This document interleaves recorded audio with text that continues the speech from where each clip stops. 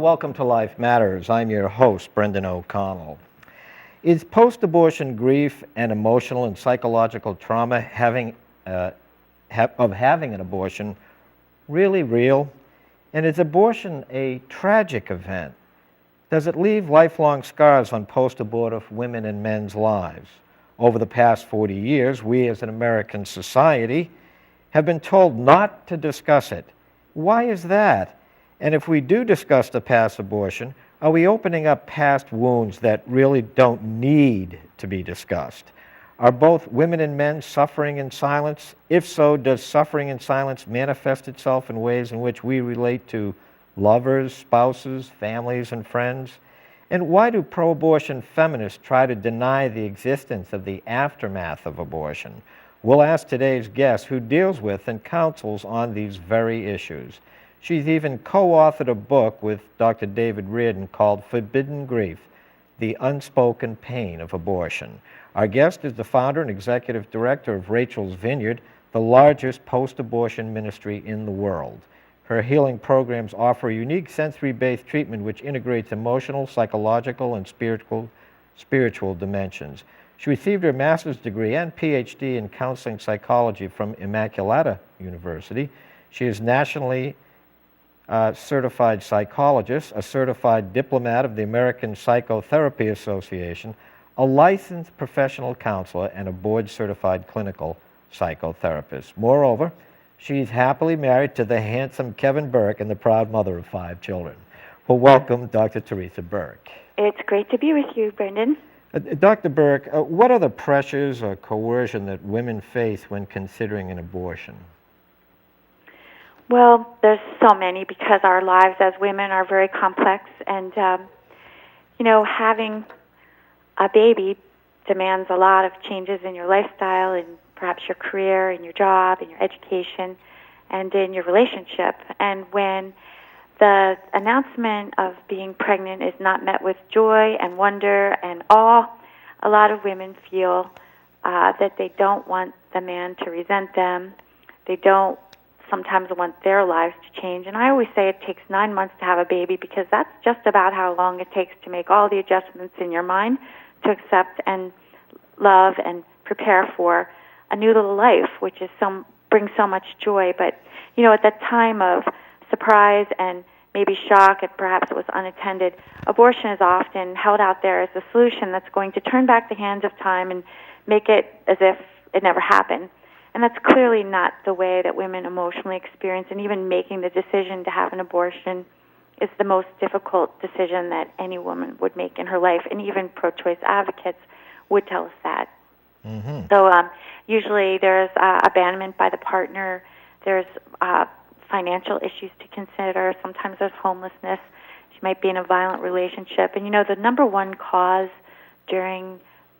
of death during pregnancy is actually murder. Can you imagine that? The number one cause of death during pregnancy is murder, and many men attribute not wanting to pay child support. So a lot of times I think when we hear these stories of girls gone missing, many times the only person they've told about their pregnancy is their boyfriend. And if he's not ready to accept that responsibility and he has other ideas, if she doesn't comply to an abortion, she might find herself in another situation altogether. And I don't think that we can underestimate, in a world where we claim this is a choice, the number of women who feel coercion by others to do the best thing, to not inconvenience them, and to have an abortion. And then, of course, her life is scarred with the trauma of abortion, the very violent death and destruction of her child, and the shameful aftermath for a lot of people. And it's precisely because of the shame that women suffer much longer and harder. They feel judgment from others, and they don't often get the help that they need. And society minimizes their grief because it's their choice. And so it leaves the individual in a very, very strange land of not knowing what to do with their feelings and not having them validated by the society, or being condemned perhaps for having one. Mm-hmm. Well, now, do many women feel like they had no choice when submitting to an abortion? Is it a societal pressure? Is it a familial pressure? I've often heard that, despite many pregnancy help centers that there are nowadays, uh, do you think that that's a general a remark that many women have made to you in your counseling?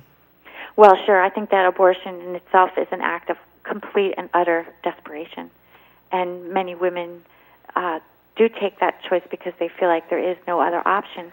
And I believe that the other options are very carefully guarded by those who sell abortions, because, there's been cases that go right up to the Supreme Court that say a woman's already in a heightened state of anxiety. By giving her more choices, it's a very paternalistic attitude that we'll just decide for her what's best.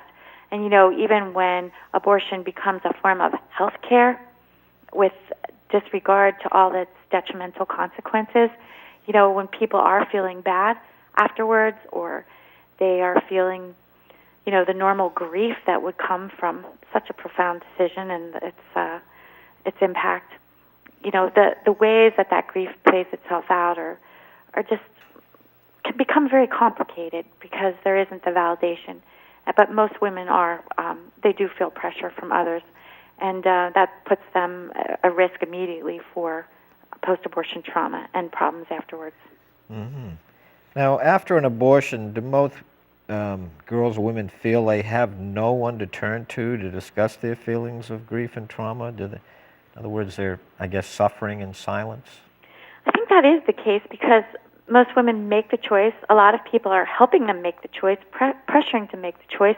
And when they're going to feel bad about it afterwards, those same people don't want to know that what they helped this person do, because most of us, we're acting in the interests of our friends, of our roommates, of our sisters. We think that we know what's best for them, but if it turns out to not be the case, people just don't want to hear about it because it brings up their own feelings, their own responsibility. And this is really, really true even with counselors who push abortion. And I train psychologists and psychiatrists all over the world in recognizing the symptoms of post-abortion grief. And the level of denial, and sometimes that's rooted in their own experience with abortion that they haven't processed or dealt with.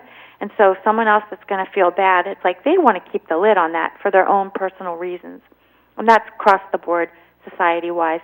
And we can see that when there's a story about abortion or a woman killed in abortion, or the Gosnell trials going on right now in Philadelphia, which is where I live.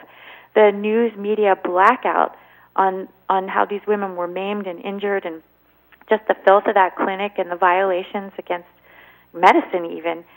But everybody turns a blind eye because it's abortion, and for some reason that's just something we're not allowed to talk about. It is a taboo subject precisely because people's feelings about abortion are so conflicted, and they just don't lend themselves to casual conversation or newsworthy stories or political debate. We just see everybody has a hyperarousal reaction, which is rooted in their own trauma or, their guilt that they bear for forcing someone to have it when it didn't go well.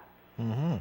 Now, I know that the pro-abortion industry tries to say that if a woman were to have a trauma from her abortion, that she must have been just a very unstable woman to begin with. Is that myth, is that falling apart nowadays, that feminist argument, just as the blob of tissue argument way back when, 20 or 30 years ago? It's just so disrespectful to women and their unique situations and their unique pressures and their roles in society. And the fact that this world really isn't accommodating to women who are birthing future generations. It just isn't. And I do think that argument is absolutely crumbling. You do. And I suppose you may have answered this already. Why isn't abortion openly discussed in our American society? Because our feelings are too conflicted. There's such a polarizing debate between pro-choice, pro-life, and the person that's had one and is suffering is very much kind of caught in the middle of the two. And she just needs our support, our acceptance, our understanding, not being judged so that she can explore her feelings, and not having her feelings minimized and denied, that there's no significant loss there. And I suppose that pro-choice can't allow that, even when there's a double homicide committed, like where someone loses her baby. If they recognize the person of the fetus, a personhood of the fetus, then it's a double homicide. And even pro-choice people just do not want to consider that life has any rights whatsoever, unless it's wanted, And even then, they have a hard time acknowledging that, and they find these kind of cases very threatening because it could unravel and undermine the very premise that abortion rights is built upon. Mm-hmm. Now, I read your book, or portions of it, and in Chapter 1 I was captivated by, I'm sure you could talk all day long about this book. It's called Gina's Story, and could you explain some of the complexities of parents forcing their 19-year-old daughter to have an abortion? This seems to me to be an all too frequent scenario.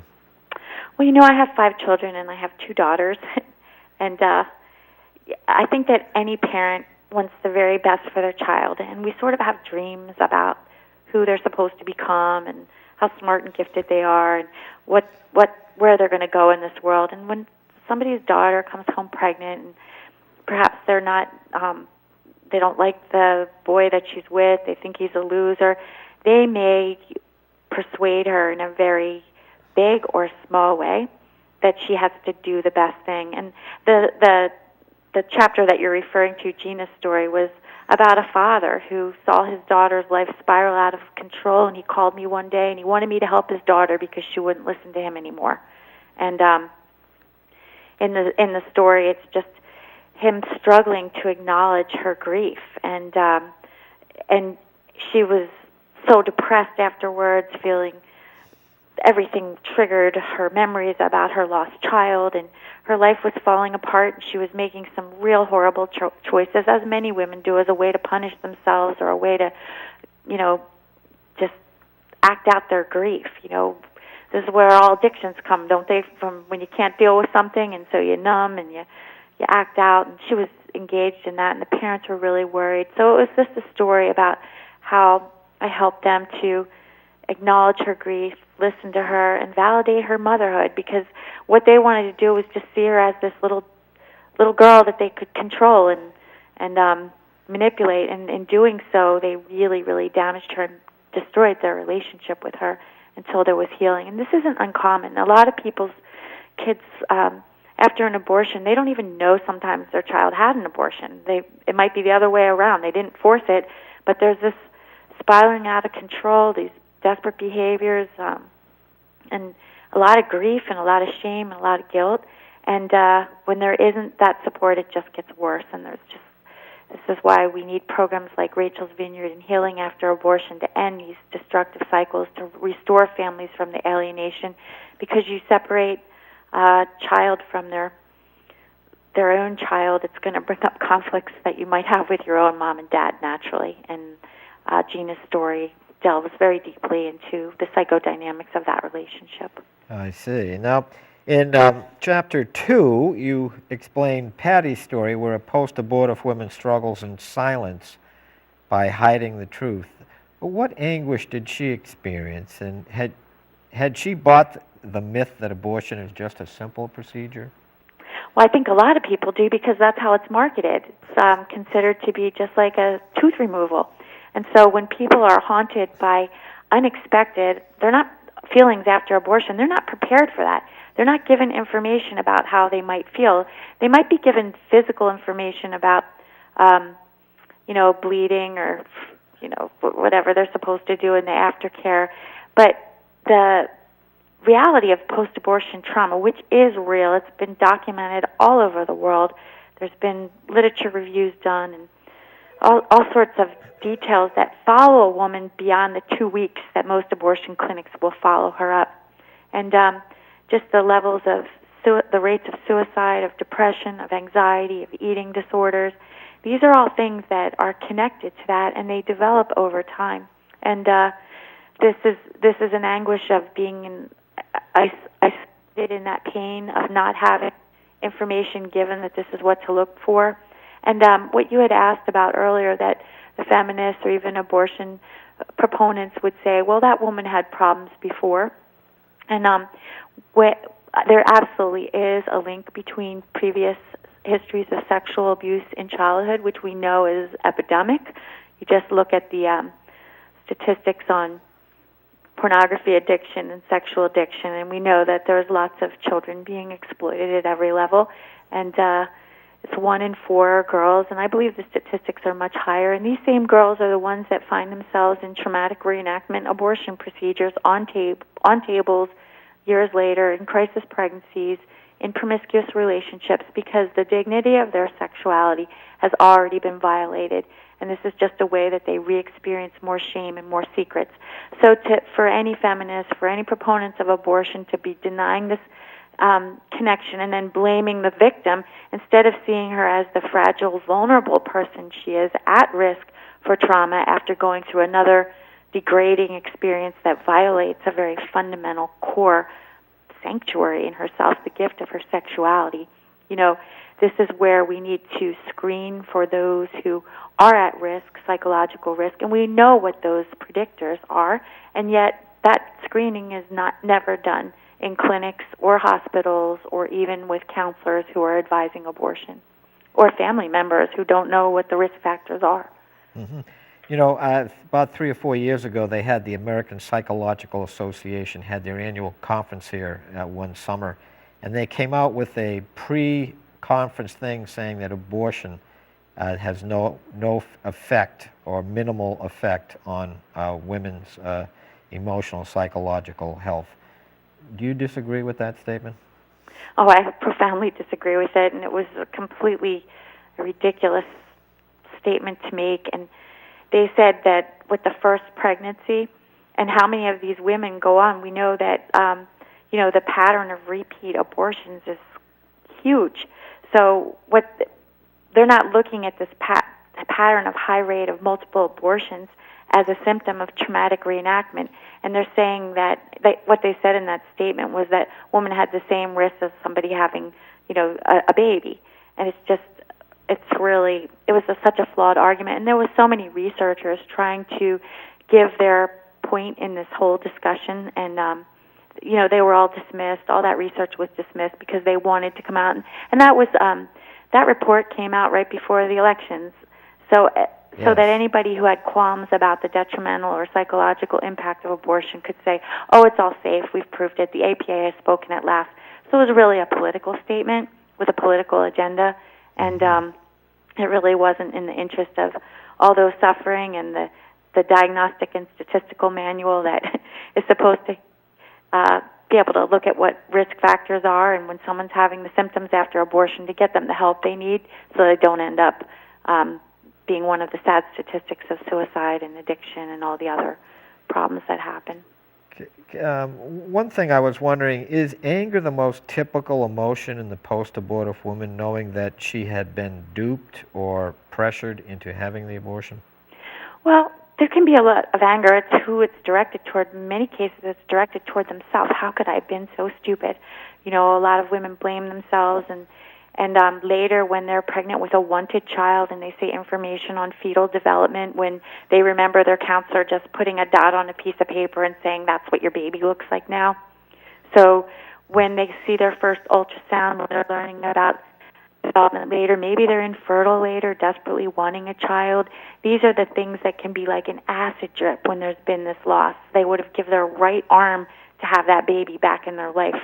You know what I mean? Mm-hmm. So the problem with abortion is that it's just such a skillfully marketed product that's sold at a woman at a time of crisis and heightened vulnerability, and there are too many people who can access her and manipulate her and pressure and persuade her, and it just makes it very easy. And a lot of folks are concerned about those that are in like poorer neighborhoods where I think it's just easier to think, let's just destroy this child so it doesn't end up on welfare. And certainly the targeted abortions to black communities and the black population, it really, there's just so many problems with abortion that impact not only families but communities and society as a whole, I would say. Yeah. And then when people are walking around with that grief, that depression, they're not productive. They have trouble bonding with later children.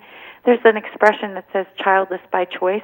I think it's childless by trauma. I know so many women because they may have patterns of multiple abortions, or they'll never want to get pregnant again, or they'll decide they'd rather be a lesbian than take the risk. Mm-hmm. So there's just like tremendous brokenness that cries out for relief, for healing, for restoration. And because people are making choices about the present based on the trauma that's unhealed in the past, they're really selling themselves short of a much fuller, richer, connected life. And aside from anger, some people just feel numbness. You know, they never process the experience, but they become very, very numb, very detached, have difficulty bonding and trusting people in later relationships. It's just a wound. It's a very deep wound that impacts a woman and a man and grandparents. Everybody's affected by this because this is members of our family that are missing. It's members that didn't get to develop their potential. And you look at the international grief and mourning that comes when that school was, suffered the bomb. And everyone can understand a parent's broken heart from having lost a child. Everyone can understand that. We can reach out. We can see it as the worst thing that could ever happen, to a family. And yet we don't really recognize or make it legitimate that someone could feel the exact same thing when they sort of wake up out of their numbness and realize, oh my God, that was my baby. And that was a choice they made. So the level of conflict is really, once again, it's just very profound. And the people that are suffering the loss of a child or many children to abortion, they absolutely need our support. They need our love and compassion. And, Rachael's Vineyard has grown to 57 countries. It's in 23 languages, and it wouldn't have spread all over the world if there wasn't a great need for this. And it's been spread by the people whose lives it's changed, and it's a beautiful model for recovery. So, if any of your listeners out there are struggling, I encourage them to check out Rachael's Vineyard and go to one of the many retreats. I think there's over 1,000 this year all over the world. So there's lots of help out there and lots of people who really care.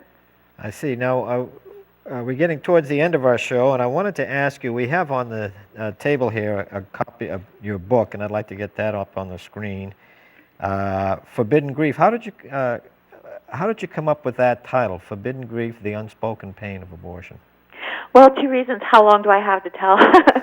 It's like coming up to the end of the show. But 2 minutes. 2 reasons, and one I can share quickly was that as a therapist and a counselor, I was in graduate school, and I stumbled upon this topic working with women that had eating disorders. My patients were anorexics and bulimics, and the subject of abortion came up in our support group, and a woman was having flashbacks and nightmares, and her husband would leave messages on her answering machine calling her a murderer, and this would drive her to utter despair. And another woman in our group said, your husband's horrible, I had an abortion too, and it would just kill me if someone reminded me about it. And then another lady got up and started cursing and swearing and saying, we have a right to control our bodies. Having an abortion is the best thing I ever did. And to hell with anybody who should try to make me feel bad about it. And then another girl got up and left the room. And I think in my support group for eating disorders, we saw a microcosm for the larger world, that there's people in active symptoms of trauma, like the girl that was having the flashbacks and nightmares, and they need our help. There's other people who can't stand to hear the word abortion, like the girl that just ran out, and there's others that are so angry and defending abortion rights that they dismissed any meaningful conversation that we might have had. And with eating disorders or any addiction, they say it's not what you're eating, it's what's eating you. And so you got to be able to talk about these things. And then I told my psychiatrist that was my supervisor, I said, my supervising psychiatrist, he says, he pointed his finger at me and he said, you have no business prying into people's abortions. He said, abortion is a private, personal thing, and I was instructed not to bring it up in my eating disorder group. And I said, but I didn't bring it up. Debbie brought it up. She's having nightmares. She's having flashbacks. And he said, that's a psychotic reaction caused by her medication. And then I was at University of Pennsylvania, which is a pretty prestigious place. I was getting supervision there. I was trying to study the bonding lactation reflex after a pregnancy loss. And my supervisor said, Theresa, I just have to stop you. She said, supervising you will contribute to pro-life ideology, and I have an ethical problem with that. And she couldn't refer me to any colleagues because they all felt the same way. And she said that the Surgeon General knew more about post-abortion trauma than me, and he said it didn't exist.